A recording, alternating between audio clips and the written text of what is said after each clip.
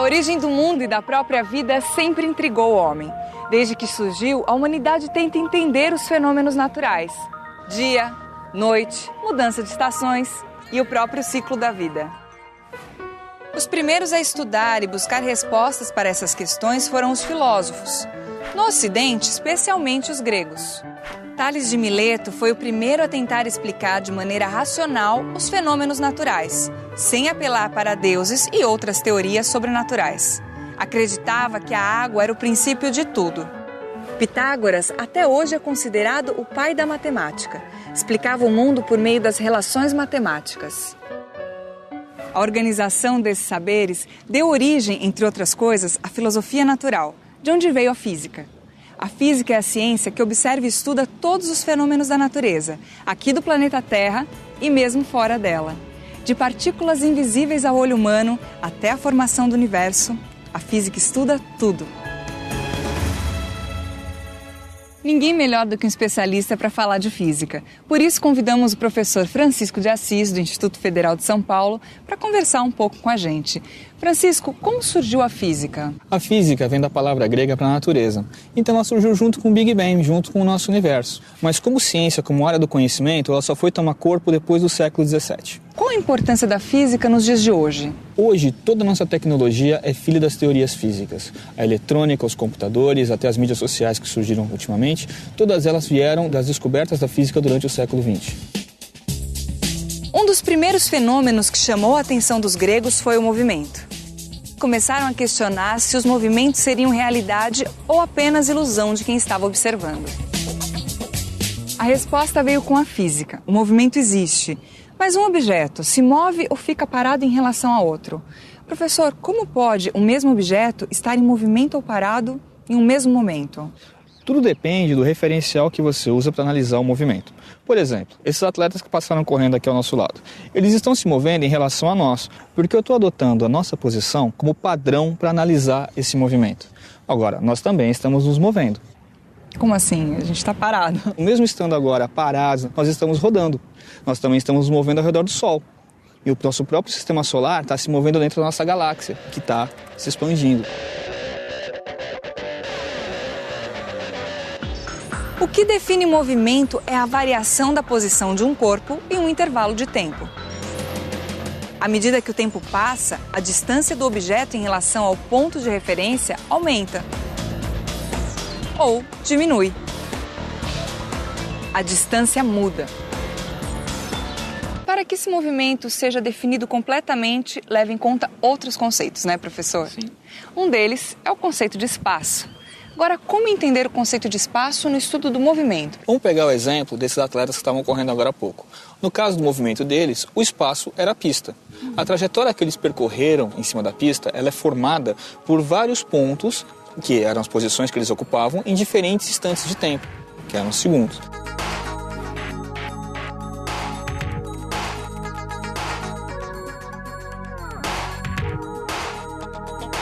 Então, se nós dissermos, por exemplo, que o movimento é uma peça de teatro, podemos usar como exemplo que o espaço é o palco onde essa peça acontece. Porque os atores se movem de um lado para o outro nesse espaço. Exatamente. Quer dizer que a gente sabe que os atletas se movimentam porque estarão mais longe de nós nos próximos segundos, é isso? Exatamente. Você pode acompanhar a posição deles em relação a nós, como ela está aumentando, e acompanhar o tempo pelo cronômetro. Esse percurso que o atleta faz é o que a gente chama de trajetória. Em uma corrida de curta distância, como as de 100 metros e 200 metros rasos, os atletas percorrem uma trajetória em linha reta.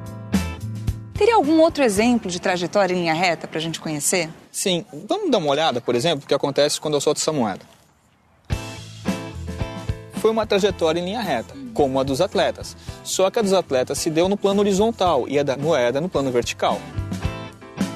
Uma outra diferença interessante é que no caso da moeda, o movimento dela não é retilíneo e uniforme. É um movimento em linha reta que a gente chama de uniformemente variado.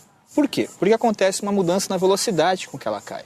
Ela percorre distâncias diferentes, intervalos de tempo diferentes. Quanto mais tempo ela cai, maior é a velocidade com que ela chega ao chão. As corridas de curta distância exigem que os atletas atinjam sua velocidade máxima o mais rapidamente possível. Professor, isso exige mais força? Sim, é uma variação súbita, muito rápida da velocidade. O atleta se encontra em repouso e cerca de 1 ou 2 segundos depois ele tem que estar alcançando sua velocidade máxima.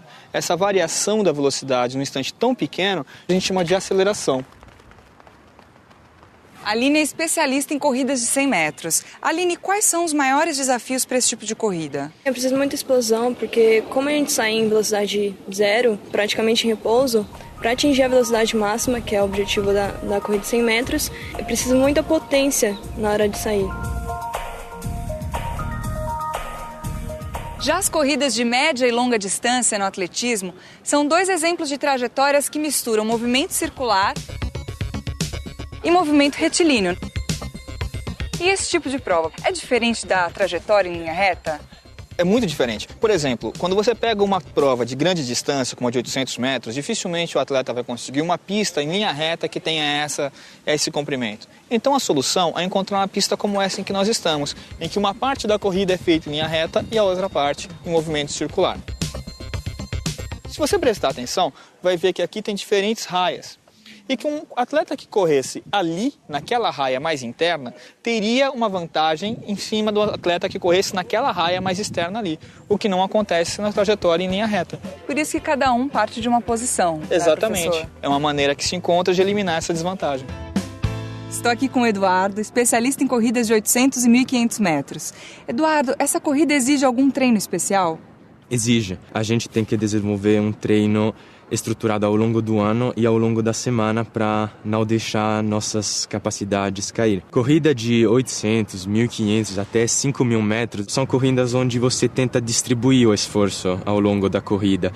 Então, talvez saindo rápido, depois tentando sustentar um ritmo que para você esteja confortável ao longo da prova e poupar energias para o final.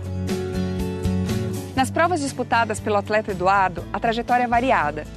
Esse é um tipo de movimento comum no nosso dia a dia? Muito mais do que a gente imagina. Na verdade, diferentes tipos de trajetória vão dar margem a diferentes tipos de movimento no nosso dia a dia. Por exemplo, se nós formos analisar o movimento dos planetas, das órbitas dos planetas, que muita gente pensa que são circulares. Na verdade, o formato é uma elipse. O circular mesmo você vai encontrar no pneu de uma bicicleta, que percorre aquela trajetória quando você anda.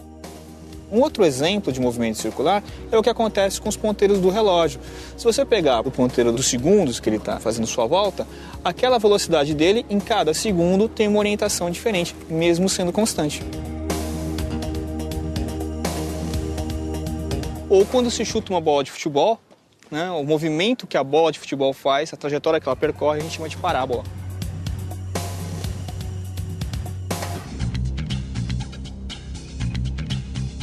Observe estes atletas. Estão em repouso, aguardando o sinal para iniciar a competição.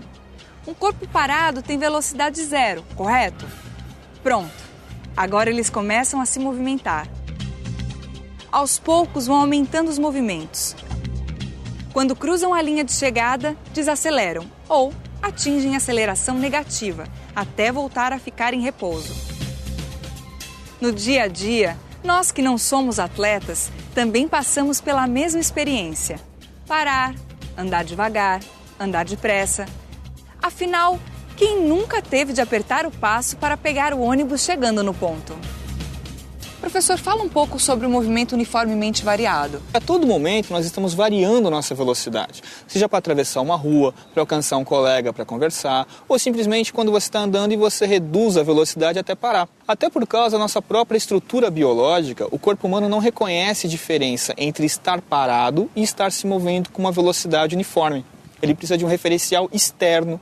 Ele precisa olhar para uma árvore enquanto ele caminha, ele precisa olhar para um poste enquanto está dentro do carro para dizer se ele está em repouso ou em movimento, se a velocidade for constante. E é isso também que nos dá tanto prazer com as mudanças na direção e na intensidade da velocidade que nós encontramos numa montanha-russa. No próximo vídeo você vai conhecer o que está na origem dos movimentos. Afinal, por que uma bola chutada pode ir tão longe? O que faz um lançamento de dardo ser tão poderoso? Até o próximo encontro. Até lá!